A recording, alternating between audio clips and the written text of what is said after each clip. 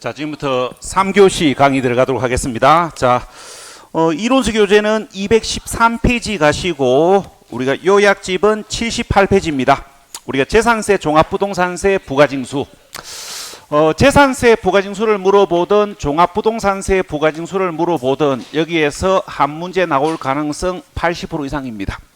그래서 이제 기본적으로 정리를 하셔야 되는데, 자, 제일 먼저 보셔야 될 거, 재산세, 종합부동산세를 부과하기 위한 가세 기준일이 몇 월 며칠인지 정리하시고, 언제? 6월 1일. 그 다음에 요 납부기간이 우리 시험 문제에서 의외로 자주 나옵니다. 이건 이제 보너스 문제로 자주 나와요. 우리가 세법 16문제 중에서 뭐 적게는 최소 5문제, 기본적으로 8문제는 기본적 문제를 깔아줘요. 그 문제로 야가 자주 나옵니다. 자주 나오는데 두 군데를 구분하셔야 돼요. 첫 번째 구분하셔야 될 거, 재산세 납부 기간은 가세 대상 종류에 따라 다르다. 이게 구분되셔야 됩니다. 우리가 재산세 납부 기간은 가세 대상 종류에 따라 달라요. 자, 다른데 이게 이제 시험에 나오면 정확한 날짜를 물어본 적은 없습니다. 그래서 정확한 날짜를 기억하는 게 번거로우신 분들은 몇 월 달인지만 기억하시면 돼요. 그걸 하나 보태가지고 촌지 말인지만 구분하시면 됩니다. 자, 그럼 갑시다. 우리가 건축물분 재산세는 언제? 7월 말. 이렇게 기억하시면 돼요. 그러니까 정확하게 이야기하면 7월 16일에서 7월 31일까지입니다. 그런데 이걸 시험 문제에서 이렇게 물어본 적 없어요. 뭐 건축물 재산세는 7월 15일에서 7월 31일 사이에 납부하여야 한다. 7월 16일을 7월 15일로 요 딱으로 물어본 적이 없습니다. 근데 이런 과목이 있기는 있어요. 그죠? 중개사법이라고. 중개사법 문제는 요 딱으로 물어봐요. 글자 하나 바꿔놔놓고 틀린 걸 찾아라 합니다. 한 장 하겠다. 이거는 중개사법 문제 수준이고, 세법 문제는 이런 쪼잔한 짓은 안 합니다. 두리뭉실하게 그러니까 세법은 이렇게 글자 하나 바꿔놔놓고 틀린 걸 찾아라, 이런 쪼잔한 짓은 안 해요. 조금 약간 이렇게 문제가 좀 약간은 좀 굵직하게 나오는 편입니다. 그러니까 이렇게 물어보는 거죠. 우리가 건물 재산세는 6월 16일에서 6월 30일 사이에 납부해야 한다. 이렇게 물어봐요. 달을 바꾸지 16일을 15일로 바꾸는 경우는 없습니다. 건물 재산세는 6월 16일에서 6월 30일 사이에 납부해야 한다. 이걸 맞다고 생각하시는 분들이 있어요. 왜? 6월 달에도 뭘 냈거든. 6월 달에도 뭘 냈지. 뭐 자동차세. 6월 달에 자동차세 몇십만 원 냈고 7월 달에 최상도 몇십만 원 냈거든요. 이게 이제 헷갈린 거예요. 그래서 월을 장난치지 일을 장난치는 경우는 거의 없어요. 그래서 그 정확한 날짜를 기억하는 게 번거로우신 분들은 몇 월 달인지만 기억하시면 됩니다. 자, 건축물 재산세는 7월 말. 우리가 토지분 재산세는 9월 말에. 자, 근데 주택 재산세는 7월 말과 9월 말에 50%씩 나누어서. 그러니까 재산세 납부 기간을 단디 정리하셔야 되는데, 첫 번째 구분하셔야 될 거, 가세 대상 종류에 따라 납부 기간이 다르다. 이거 구분하셔야 되고, 그 다음에 이제 나중에 장난에 안 낚이시려면은 이걸 아셔야 됩니다. 우리가 주택 재산세 납부 기간은 금액에 따라 달라질 수도 있지만, 토지 건축물은 세액 크기에 관계 없다라는 것. 우리가 주택 재산세는 금액 크기에 따라 납부 기간이 달라질 수도 있어요. 어떻게? 거기 우리가 이론서 교재 213페이지, 요약집 78페이지, 우리가 주택 재산세는 7월 말과 9월 말에 50%씩 나누어서 징수하는 게 원칙입니다. 그러나 주택 재산세가 얼마? 20만 원 이하인 경우에는 7월 말에 한꺼번에 징수할 수도 있지요. 그러니까 이걸 가지고 이제 장난치는 거예요. 이렇게 장난치는 거죠. 토지 재산세가 20만 원 이하인 경우에는 7월 말에 한꺼번에 징수할 수 있다. 이렇게 물어봐요. 그러면 세법 공부를 너무 띄엄띄엄 하신 분들은 맞는 것 같습니다. 왜? 어디서 보긴 봤거든. 그러니까 건축물과 토지는 금액, 세 크기 관계없어요. 그러니까 토지와 건축물은 세 크기에 관계없이 건축물은 무조건 7월 말, 토지는 무조건 9월 말. 그런데 주택은 반띵을 하는데 20만 원 이하일 때는 7월 말에 한꺼번에 징수할 수도 있다. 이항 보는 거 정확하게 봅시다.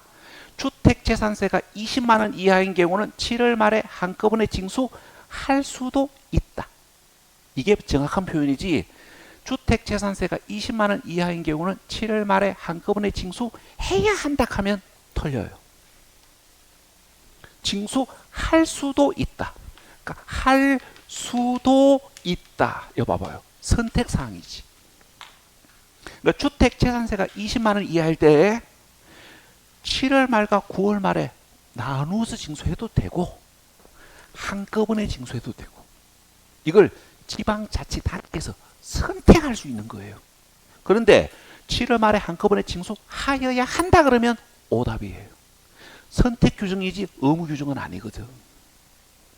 요 말 알아들으시면 요거 구분하십시오. 자, 그 다음에 이제 요걸 이제 여러분들이 이제 뭐 하셔야 되냐면은 나중에 시간이 지났을 때 종합부동산세 납부기간하고 구분하셔야 됩니다. 시간이 지났을 때 종합부동산세 납부기간과 구분하셔야 되는데, 이거 봐봐요. 우리가 재산세 납부기간은 가세대상 종류에 따라 다르지요. 그런데 종합부동산세 납부기간은 가세대상 종류에 관계없이 12월 초. 그래서 뭐 사람 만났을 때 부자인지 아닌지 확인할 수 있는 방법이 있습니다. 12월 달에 내는 세금이 있냐고 물어보시면 돼요. 12월 달에 내는 세금이 있으면 그 사람 부자예요. 그런데 12월 달에 내는 세금 없으면 부자일 가능성은 제가 봤을 땐 적습니다. 그런데 이제 문제는 12월 달에 세금을 내면 부자일 가능성은 있는데 12월 달에 세금을 낸다고 해서 그 사람이 반드시 부자라는 법은 없어요. 그래서 하나 더 물어봐야 됩니다. 그게 혹시 주택 세금을 내냐고. 12월 달에 주택 세금을 내면 부자가 아닐 수도 있어요. 왜? 우리가 주택 종부세는 공시가격으로 9억만 넘어가도 주택 종부세가 나오거든요. 자, 그러면 이게 부자입니까? 내가 수성구에 34평짜리 아파트를 하나가 있는데 공시가격이 9억 1천만 원이라 가지고 주택 종부세를 내고 있다. 그런데 은행 대출이 8억이다. 부자입니까 이거? 나보다 부자 아닙니다. 저는 그래도 순재산은 몇 억은 됩니다. 총재산은 9억은 안 되는데, 순재산은 몇 억은 돼요. 실제는 내가 더 부자지. 야는 순재산 1억밖에 안 되는데 이 뭐 부자야. 그래서 물어봐야 돼요. 그게 주택 종부세인지 상가 종부세인지. 상가 종부세를 내고 있다면 상상을 초월하는 부자입니다. 상가 종부세 내고 있으면요, 그냥 상가가 아니고 빌딩입니다. 빌딩. 여기 우리 옆에 있는 거 이거 삼성생명 빌딩 이 정도 되는 거예요. 그 정도 돼야 상가 종부세가 나와요. 여러분들이 이제 오늘 빠르면 오늘 마지막 시간에 공부할 건데, 상가 건물은 종부세 과세 대상이 아니에요. 상가 건물은 종부세 과세 대상이 아니고 상가 건물 부속 토지만 종부세 과세 대상이고 공시가격으로 80억 넘어야 종부세가 나옵니다. 시가가 아니고 공시가격으로 80억. 그럼 결론적으로 땅 시세가 한 300억 정도 된다는 얘기고요. 건물 시세가 한 200억 정도 된다는 얘기예요. 그러니까 그러니까 대충 얘기했을 때 최소 상가가 한 200억 단위는 돼야 종부세가 나오는 거예요. 이건 상가가 아니고 빌딩이지. 하여튼 그런 이야기를 우리가 나중에 종부세에서 공부할 겁니다. 하다 보니까 옆으로 살짝 빠졌습니다. 하여튼 자, 그래서 종합부동산세 납부기간은 가세대상 종류 관계없이 12월 초.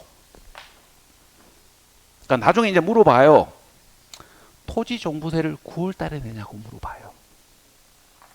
토지 종부세를 9월 달에 내냐고 물어보면 이걸 맞는 걸로 착각하시는 분들이 있어요. 왜 그러냐면은 그 이유를 종합부동산세에서 자세히 배울 건데, 우리가 그 종합부동산세 특례 대상이 되면 내가 특례 대상이라는 걸 9월 달에 신청하셔야 됩니다. 그러니까 내가 이제 종합부동산세 특례를 받아가지고 우리가 종부세를 이렇게 적게 내는 대상들이 있거든요. 내가 특례 대상이면 이 특례 대상이라는 걸 내가 세무서 가서 신청하셔야 됩니다. 그 신청 기간이 9월 달이에요. 그래서 이제 묻는 거죠. 토지 종부세 9월 달에 내냐고. 그러니까 9월 달은 특례 신청 기간이지 종합부동산세 납부 기간은 토지 주택에 관계없이 12월 초입니다. 하여튼 요거 구분하셔야 됩니다. 우리가 재산세 납부 기간은 가세대상 종류에 따라 다를 수 있지만 종합부동산세 납부 기간은 가세대상 종류 관계없이 12월 초입니다. 자, 그다음에 이제 납세지를 보셔야 되는데, 자, 이 납세지는 뭐 기본 이론 과정을 공부하고 오신 분들은 이미 다 알고 계시는 이야기예요. 뭐 이렇게 공부하셨잖아요.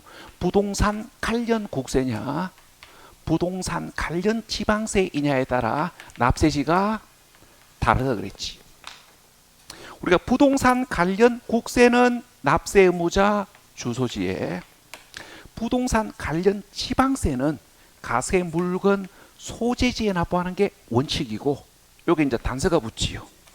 그러나 양도소득세, 종합부동산세 납세 의무자가 주로 외국에 주소를 두거나 주로 외국에 거소를 둠으로 인하여 비거주자로 판정된 경우에는 비거주자 주소지가 아니고 가세 물건 소재지.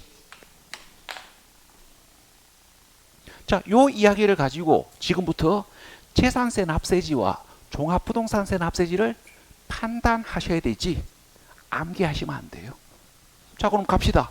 우리가 국세는 납세 의무자의 주소지에, 지방세는 가세 물건 소재지에 납부를 하는데 재산세는 지방세 아닙니까?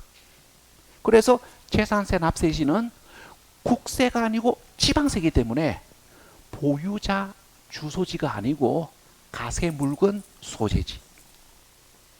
자, 근데 이제 종합부동산세는 국세잖아요. 우리가 종합부동산세는 국세이기 때문에 부동산 소재지가 아니고 납세 의무자 주소지. 그러나 비거주자이면 주소지가 아니고 소재지. 그러니까 요 이야기를 가지고 판단하셔야 돼요. 요게 우리 요약집 몇 페이지에 보시면 있는 이야기냐면은 요약집 4페이지에 있는 이야기입니다. 우리가 요약집 4페이지에서 봤던 거예요. 우리가 요약집 4페이지에서 국세와 지방세를 분류하시라 그랬고, 그러니까 요약집 4페이지 보시면 됩니다. 그러니까 잠시 가볼까요? 우리가 요약집 4페이지 가셔가지고 우리가 부동산 관련 조세를 국세와 지방세로 구분하셔야 되고, 그러니까 어디에다가 중요 포인트를 두셔야 되냐면은 요약집 4페이지 부동산 관련 국세냐 부동산 관련 지방세이냐에 따라 납세지가 다르다. 거기에다가 중요 포인트를 두셔야 돼요. 그러니까 이 이야기를 가지고 취득세, 등록매너세, 재산세, 종부세, 양도소득세의 납세지를 판단하셔야 되지, 개별 조세의 납세지를 일일이 기억하는 건 비효율적 공부 방법입니다. 자, 그럼 다시 요약집 78페이지로 돌아갑니다. 자, 요약집 78페이지로 돌아가셔가지고 지금부터 이제 세부담 상한을 보셔야 됩니다. 그러니까 요약집은 78페이지이고 우리 이론서 교재는 220페이지입니다. 그러니까 그러니까 요약집은 78페이지, 이론서 교재는 220페이지 가셔가지고 우리가 세부담 상한을 보셔야 되고, 요게 우리 시험 문제에서 종종 나와요. 우리가 이제 일단 요 개념부터 설명해 볼게요. 우리가 부동산 보유 관련 조세는 세부담 상한을 두고 있습니다. 우리가 부동산 취득 관련 조세와, 그러니까 부동산 취득 관련 조세와 부동산 양도 관련 조세들은 참고로 세부담 상한 제도가 없습니다. 그 이유를 살짝 설명해 보면, 자, 우리가 취득 관련 조세와 양도 관련 조세들은 세부담 상한 제도가 없어요. 그 이유는, 자, 취득세부터 이야기해 볼게요. 자, 우리가 1억짜리 부동산을 취득하는 경우와 1000억짜리 부동산을 취득했을 때, 자, 1억짜리 부동산을 취득한 자가 100만 원의 취득세를 부담할 능력이 있다면, 우리가 1000억짜리 부동산을 취득하는 자는 10억의 취득세를 부담할 능력이 있지요. 맞잖아요. 취득할 수 있는 능력에 비례해 가지고 세금을 부담할 능력이 늘어나는 거잖아요. 그래서 세부담 상한을 둘 필요가 없는 거예요. 1억짜리 부동산을 취득한 자가 100만 원의 취득세를 부담할 수 있다면 1000억짜리 부동산을 취득한 자는 10억의 취득세를 부담할 능력이 있지. 취득하는 능력에 비례해 가지고 취득 관련 세금을 부담할 수 있는 능력이 비례적으로 늘어나는 거니까. 그래서 세부담 상한을 둘 필요가 없습니다.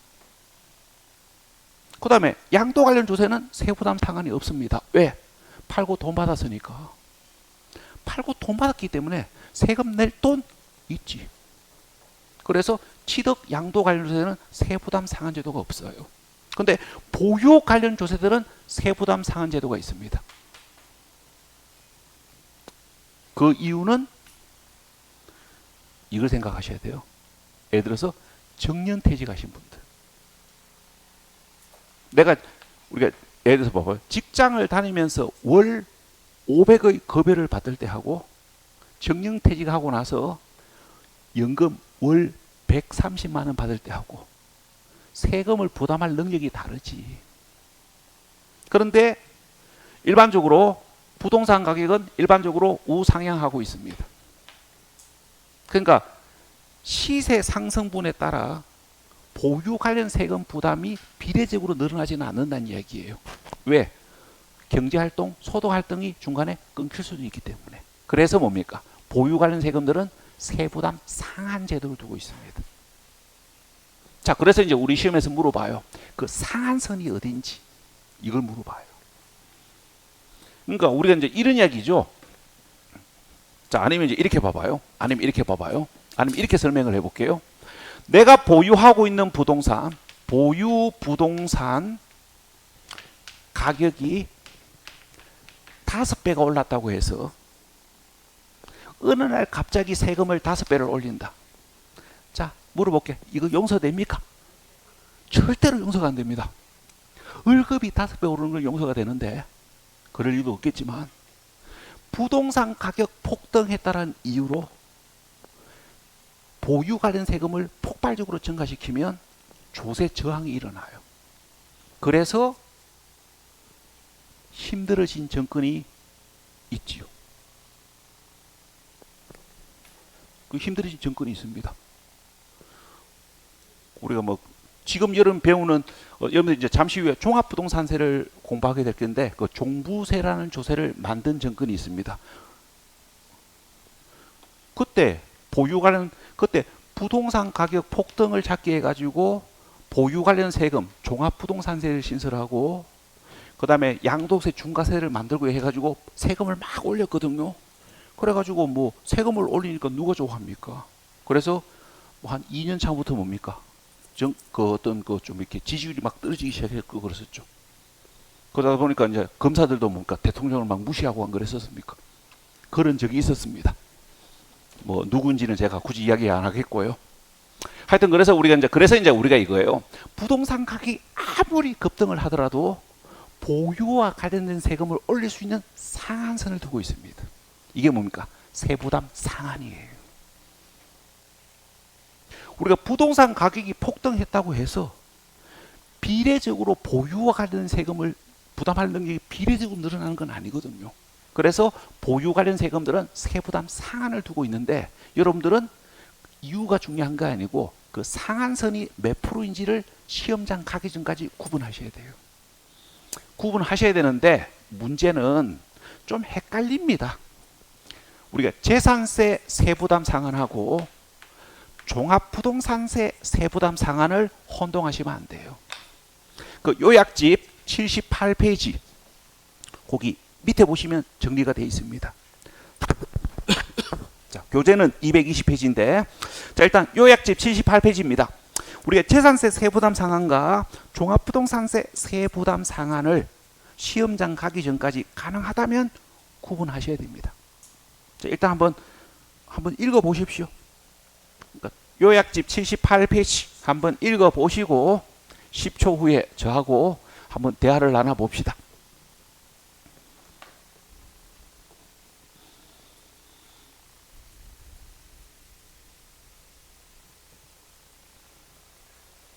자, 지금부터 이제 설명을 들어보면, 자, 재산세 세부담 상한과 종합부동산세 세부담 상한을 비교 구분하실 줄 아셔야 되는데, 일단 이제 오해가 있으시면 안 되는 거, 거기 재산세 세부담 상한에서 우리가 23년도에 지방세법을 개정하면서 주택 재산세 세부담 상한 제도를 폐지를 했는데,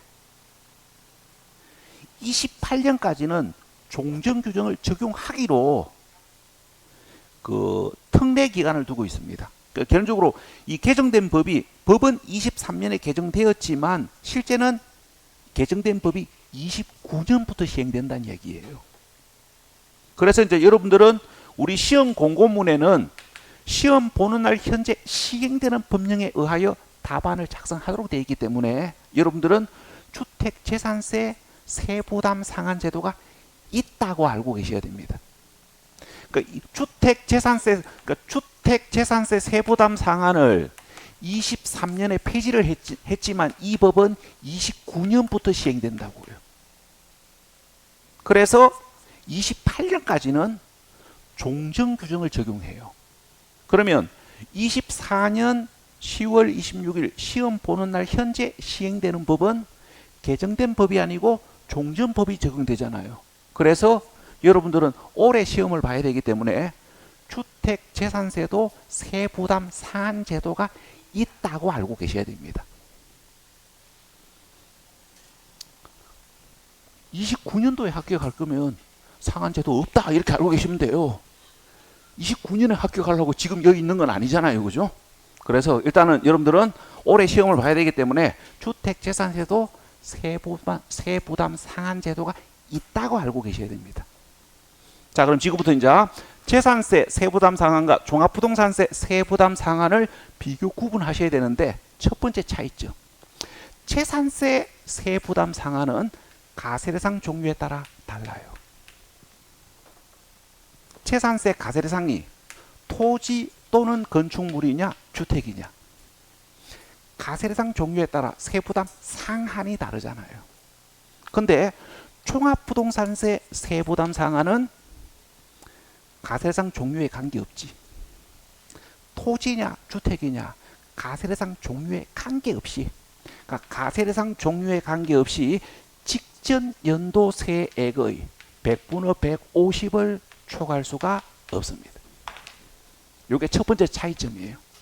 우리가 재산세 세부담 상한은 가세대상 종류에 따라 달라지고 토지 또는 건축물인 경우에는 직전 연도 세액의 100분의 150을 초과할 수가 없습니다. 그런데 재산세 가세대상이 주택인 경우에는 주택 공시가액 크기에 따라 달라요. 주택 공시가액 크기에 따라 다르고 주택 공시가액이 3억 이하이면 직전 연도 세액의 100분의 105를 초과할 수가 없고 3억 초과 6억 이하이면 100분의 110, 6억 초과하면 100분의 130을 초과할 수 없습니다. 그러니까 이게 이제 어떤 의미냐, 이런 의미예요. 자, 예를 들어서 우리가 주택을 가지고 이야기해 볼게요. 자, 주택에 대하여 23년에 주택 재산세를 우리가 100만 원을 부가 징수를 했는데, 우리가 24년도에 우리가 주택 재산세를 계산해 보니까 우리가 공시가격 폭등으로 인하여 24년도 주택 재산세가 180만 원이 산출되었다 합시다. 자, 그 다음에 설명 편의상 이 주택은 공시가격이 설명 편의상 5억이라 합시다. 자, 그러면 자, 요 조건대로 가봐요. 당해연도 산출된 세액 180만 원 모두 징수한다, 안 한다? 당해연도 산출된 세액이 직전 연도 세액의 100분의 110을 초과할 수가 없습니다. 우리가 주택 재산세 세부담 상한은 공시가액 크기에 따라 달랐고, 주택 공시가액이 3억 초과 6억 이하이면 100분의 110 아닙니까? 그래서 직전 연도 세액의 100분의 110에 해당하는 110만 원만 징수하고, 나머지 산출된 세액 중 세부담 상한을 초과하는 금액 70만 원은 징수하지 않는다고요. 이게 세부담 상한의 의미입니다. 그러니까 당해연도 산출된 세액이 세부담 상한 금액을 초과하면 산출 세액 중 세부담 상한 금액 이내까지만 부가징수하고 초과 금액은 징수하지 않아요. 이게 세부담 상한의 의미거든요. 그럼 이제 시험 문제에서 계산 문제가 출제될 가능성은 98% 없습니다. 그래서 계산 과정은 몰라도 되고, 세부담 상한이 몇 프로인지 그것만 구분하시면 돼요. 그것만 이제 구분하시면 되는데, 문제는 헷갈리시면 안 된다고요. 세 군데가 헷갈리시면 안 돼요. 첫 번째, 재산세 세부담 상한은 가세상 종류에 따라 다르지만, 종합부동산세 세부담 상한은 토지냐 주택이냐 가세상 종류 관계없이 100분의 150입니다. 그 다음에 이제 여기 주택 재산세 세부담 상한은 공시가격 크기에 따라 다르지요. 우리가 주택 재산세 세부담 상한은 공시가액 크기에 따라 105도 있고 110도 있고 130도 있잖아요. 자, 그런데 주택 종합부동산세는 공시가격 크기에 관계없이 100분의 150. 요게 두 번째 차이점. 그 다음에 이제 세 번째 차이점, 법인 소유택. 우리가 법인 소유택이 달라요. 자, 우리가 이제 재산세에서 자, 봐봐요. 재산세에서 우리가 개인이 소유하고 있는 주택, 우리가 재산세에서 우리가 개인이 소유하고 있는 주택 하고 우리가 법인이 소유하고 있는 주택이 있을 때 재산세 세부담 상한은 같다, 다르다.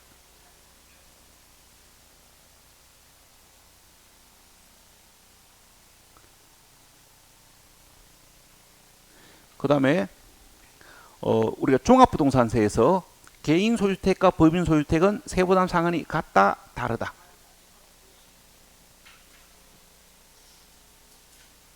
같다, 다르다? 잠깐만요. 야를 제가 요약집에서 아니요, 잠깐 제가 지금 하나 확인을 해야 될 게 있는데, 오랜만에 설명을 하려고 하다 보니까 갑자기 야가 헷갈리는데, 자, 일단 잠깐만요.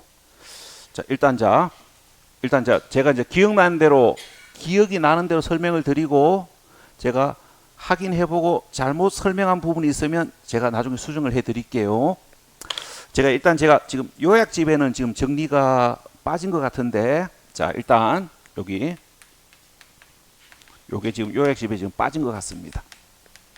빠진 것 같은데 혹시 이게 지금 뭐 제가 이게 법이 수시로 요래 바뀌고 저래 바뀌고 하다 보니까 지금 제가 기억하고 있는 기억이 개정되기 전 기억인지 개정 후의 기억인지 좀 갑자기 혼란스러워졌는데, 일단 설명해 놓고 혹시 잘못 설명한 부분이 있으면 수정을 해 드릴게요. 자 일단 지금 현재 제가 기억나는 건 이렇게 기억이 납니다. 우리가 이제 자 일단 재산세부터 갈게요. 우리가 주택 재산세 세부담 상한은 공시가액 크기에 따라 달라집니다. 자 그런데 법인 소유주택인 경우에는 공시가액 크기에 관계없이 100분의 150입니다. 그러니까 제가 지금 현재 기억하기는 이렇게 기억하는데 지금 요약집에는 요약이 좀 빠져 있어요. 그래서 일단 이렇게 필기해 놓으셨다가 혹시 이 설명이 제가 잘못된 거면 제가 나중에 조정해 드릴게요. 그러니까 작년 우리가 이 부동산 관련 세법 규정이 수시로 바뀌다 보니까 가끔 제 머릿속으로 이게 개정되기 전의 기억인지 개정된 후의 기억인지가 순간적으로 잠시 헷갈릴 때가 있습니다. 일단은 설명해 놓고 잘못 설명한 부분이 있으면 제가 잠시 후 수정해 드릴게요. 자 일단 우리가 주택 재산세 세부담 상한은 공시가액 크기에 따라 달라지는 게 원칙이에요. 자 그런데 법인 소유주택인 경우에는 공시가액에 관계없이 100분의 150입니다. 자 그런데 종합부동산세, 우리가 이제 종합부동산세, 자 주택 종합부동산세 세부담 상한은 공시가격에 관계없이 100분의 150입니다. 그러니까 주택 종합부동산세 세부담 상한은 공시가격 크기에 관계없이 직전 연도 세액의 100분의 150을 초과할 수 없어요. 그러나 거기 요약집에 법인 소유주택인 경우에는 세부담 상한이 없습니다. 그래서 우리가 법인이 소유하고 있는 주택의 종합부동산세는 세부담 상한이 없기 때문에 법인이 소유하고 있는 주택은 당해 연도 산출된 세액이 직전 연도 세액의 5배, 10배를 초과하더라도 모두 납부하셔야 돼요. 제가 기억하는 건 이렇게 기억하고 있습니다. 그래서 지금 요약집에 요게 지금 빠져 있는 것 같습니다. 자 그래서 좀 헷갈리는 부분인데 세 군데를 구분하셔야 돼요. 자, 첫 번째 구분하셔야 될 거, 재산세 세부담 상한은 가세상 종류에 따라 달라지지만 종합부동산세는 가세상 종류에 관계없다라는 거. 그 다음에 두 번째, 주택 재산세 세부담 상한은 공시가액 크기에 따라 다르지만 주택 종합부동산세 세부담 상한은 공시가액에 관계없이 100분의 150이에요. 그 다음에 우리가 법인이 소유하고 있는 주택 재산세 세부담 상한은 공시가액에 관계없이 100분의 150입니다. 자 그런데 법인 소유주택은 종합부동산세 세부담 상한 제도가 없어요. 그래서 법인이 소유하고 있는 주택은 종합부동산세의 결정된 세액이 직전 세액의 수배를 초과하더라도 모두 납부하여야 한다. 요약집에 지금 요 이야기가 지금 빠져 있는데 제가 혹시 개정된 법을 반대로 기억하고 있는 건지는 제가 잠시 후에 확인해 보겠습니다. 자, 그 다음에 이제 요약집 79페이지. 자, 우리가 징수 방법입니다. 우리가 이제 재산세, 종합부동산세 부가징수와 관련해 가지고 자, 부가징수 방법을 알고 계셔야 되는데, 자, 문제는 요게 이제 헷갈리시면 안 돼요. 뭐가 헷갈리시면 안 되냐면은, 자, 일단 오해하실라. 보통 징수와 부가가세는 여러분들은 같은 말로 알고 계셔도 무방하다 그랬습니다.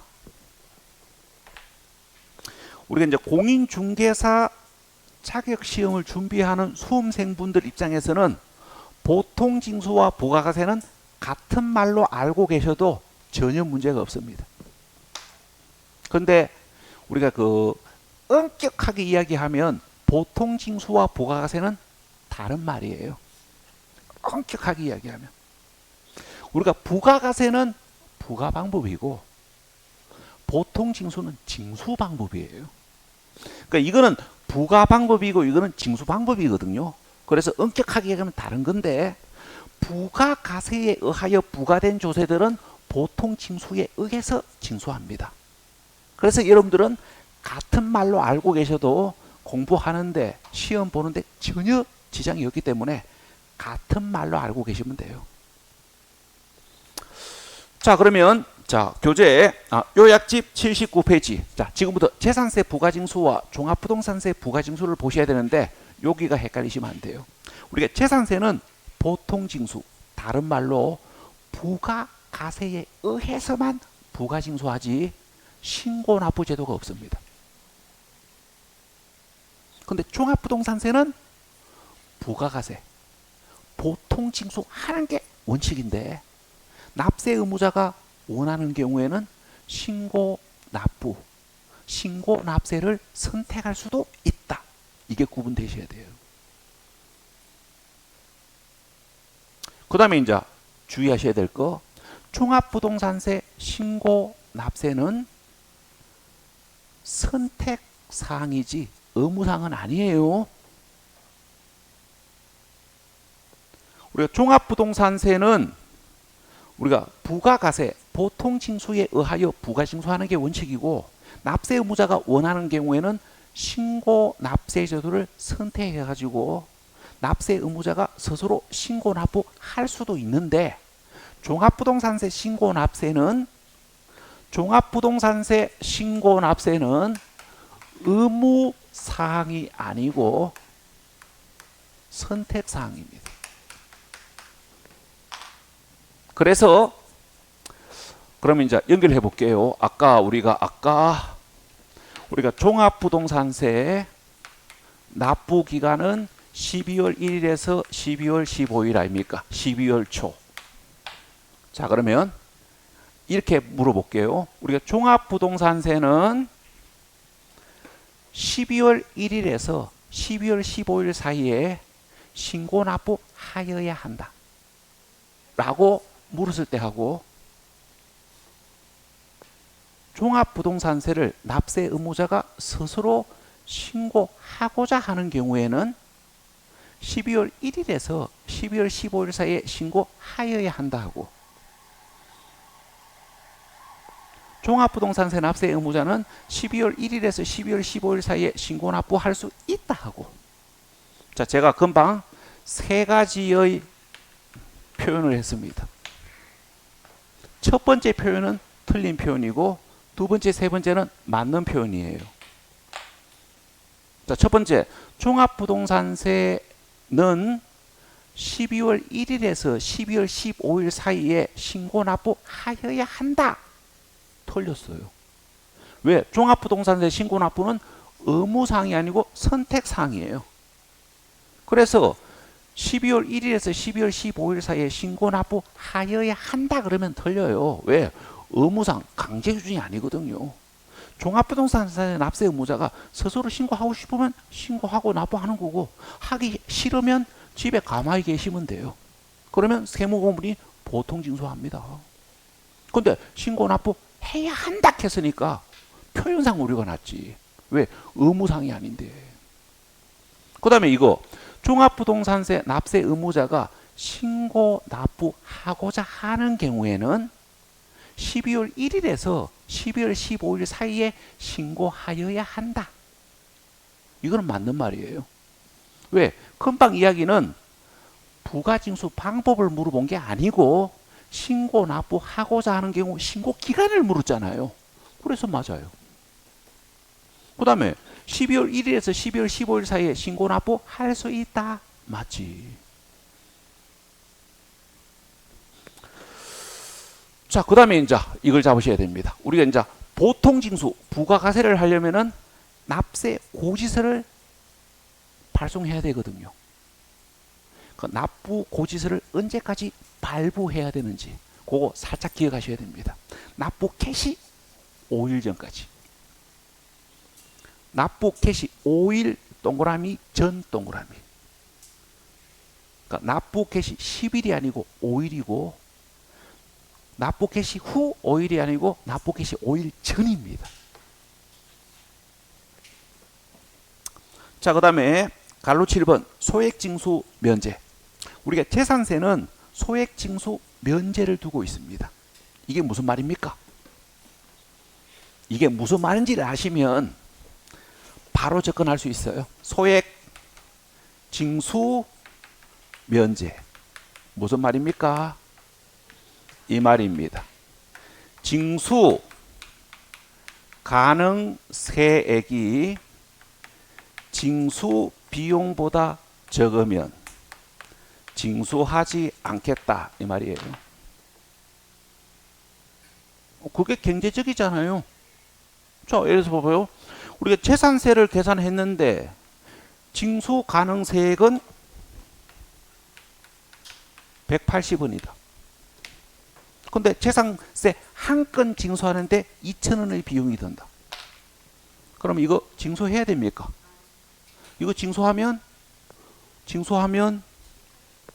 1,820원 손해봤는데 바보가. 그래서 뭔가 징수 안 한다고요. 징수 비용보다 적으면 징수하지 않겠다. 이게 소액 징수 면제예요. 그럼 이제 여러분들은 이걸 기억하셔야 됩니다. 기준이 되는 금액이 얼마인지.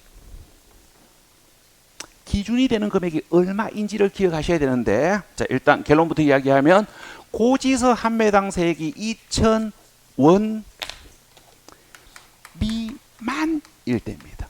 여기가 포인트예요. 학교 다닐 때 배우십니다. 이하와 미만은 다르다고. 2,000원 이하가 아니고 미만일 때입니다. 이 차이를 구분하실 줄 아셔야 장난치는 문제가 나왔을 때 안 낚입니다. 우리가 재산세 소액징수 면제의 기준이 되는 금액은 2,000원 이하가 아니고 미만일 때입니다. 그래서 2,000원인 경우에는 징수한다. 여기까지는 무조건 봐야 되고요. 시험 문제가 지랄같이 출제되는 걸 대비하기 위해서 추가 설명을 할 테니까 이해되시면 욕심내시고 이해가 안 되시면 여기만 잡으십시오. 자, 지금부터 제가 우리가 세법에서 금액 기준을 정할 때 소액징수 면제의 기준이 되면 2,000원. 그 다음에 우리가 재산세 납부세액이 1,000만 원을 초과하면 물납을 할 수 있고요. 재산세 납부세액이 250만 원 초과하면 분납을 할 수 있어요. 그럼 이때 금액 기준을 정할 때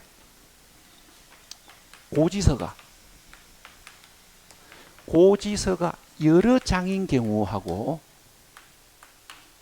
하나의 고지서에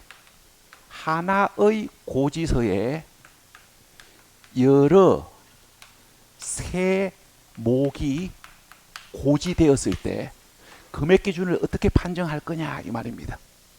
자, 고지서가 여러 장인 경우, 자, 이 말입니다.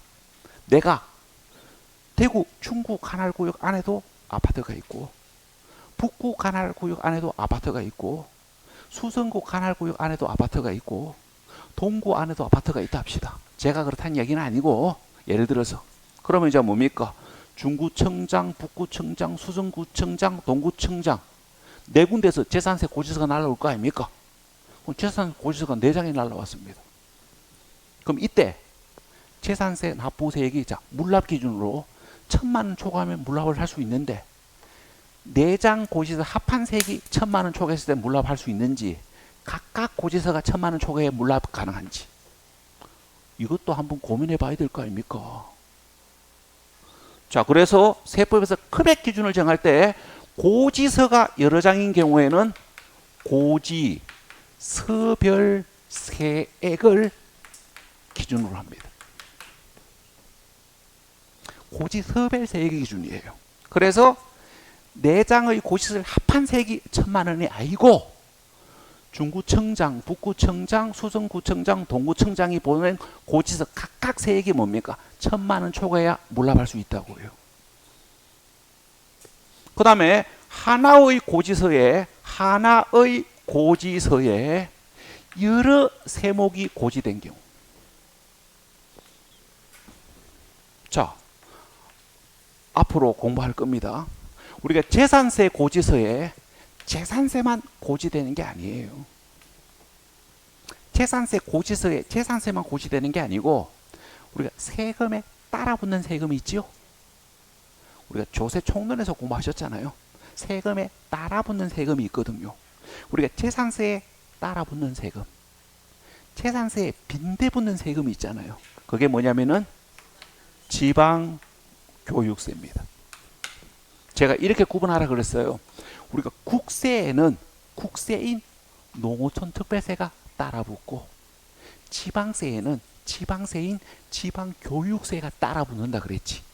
그 재산세는 지방세잖아요. 그래서 지방교육세가 따라붙습니다. 그 다음에 우리가 도시지, 그 다음에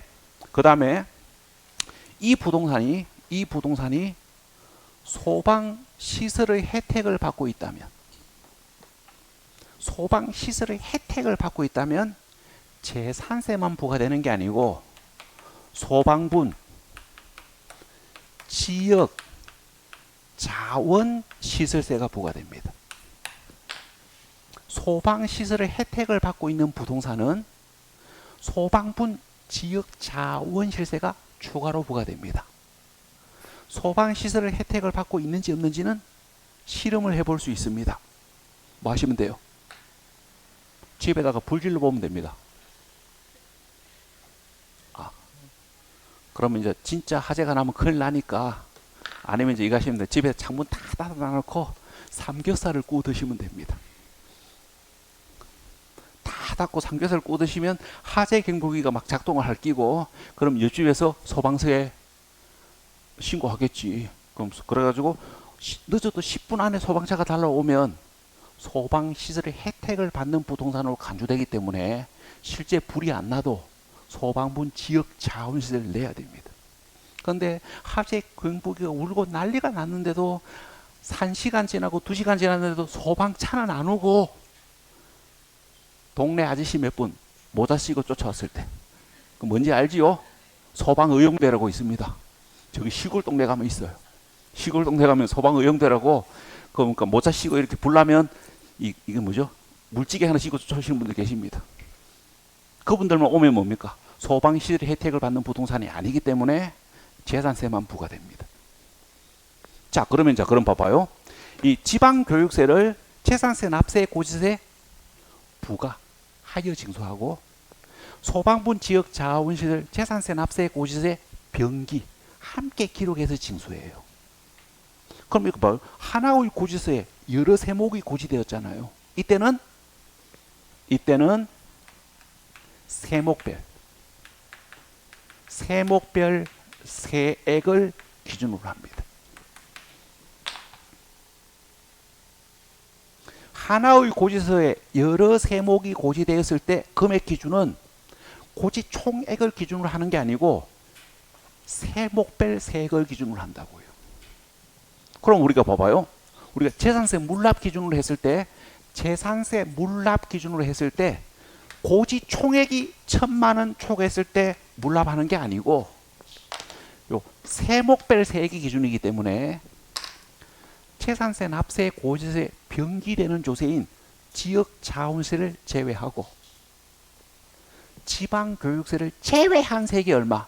1,000만 원 초과했을 때 물납이 가능해요. 이 말 이해되시는 분들은 요거 참고하셔야 됩니다. 고지서 한 매당 세액이 2,000원 미만이면 징수하지 않는데, 이때 2,000원은 재산세, 납세, 고지서에 병기되는 조세인 소방분, 지역 자원실세와 재산세에 따라붙는 세금인 지방교육세를 제외한 세액이 2,000원입니다. 왜? 하나의 고지서에 여러 세목이 함께 고지되었을 때 금액 기준은 총액을 기준으로 하는 게 아니고 세목별 세액을 기준으로 하니까. 그래서 지방교육세와 지역자원세를 제외한 세액이 2,000원 미만일 때 징수하지 않습니다. 시험 문제가 씨잘데기 없이 어려우시면 지방교육세, 지역자원세를 포함한 세액이 2,000원 미만이면 징수하지 않는다. 이렇게 장난칠 가능성도 조금 있어요. 그래서 제가 조건을 답니다.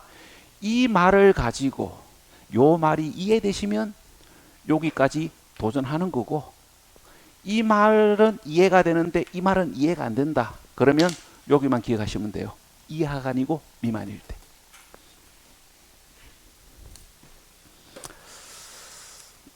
자, 그 다음에 이제 분납을 보셔야 되고 물납을 보셔야 되는데 잠시 쉬었다 가겠습니다.